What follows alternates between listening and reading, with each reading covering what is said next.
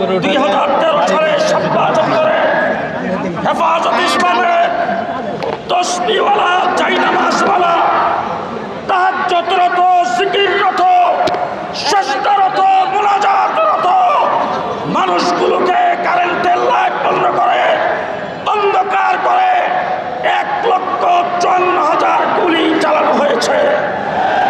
বাংলাদেশেও অনেক সংগঠনকে সন্ত্রাসের দায়ে বিলুপ্ত করেছেন, নিষিদ্ধ ঘোষণা করেছেন।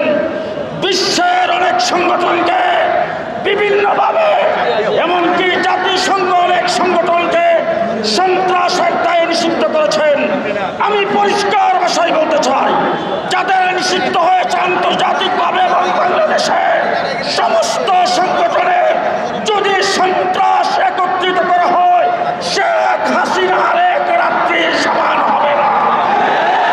সুতরাং আজকের জনসমুদ্রে তাদের পরিষ্কার ভাষায় বলতে চাই, যারা আজকে বাংলাদেশে যদি কোনো গোপন ভাবে শেখ হাসিনা এবং আওয়ামী লীগকে আবার এই দেশে প্রতিষ্ঠিত করতে চান, তাদেরকে বলতে চাই, আওয়ামী লীগ নামে কোনো সংগঠন বাংলাদেশে থাকবে না, শেখ হাসিনার নেতৃত্ব বাংলাদেশে চলবে না।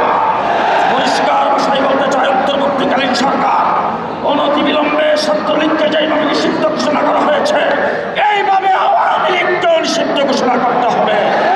শেষ কথা বলবো, বেশিরভাগ পীরখানার হত্যাকাণ্ড, শাপলা চত্বরের গণহত্যা, 2021-এর গণহত্যা, জুলাই আগস্টের আন্দোলনে আমার ছাত্র জনতা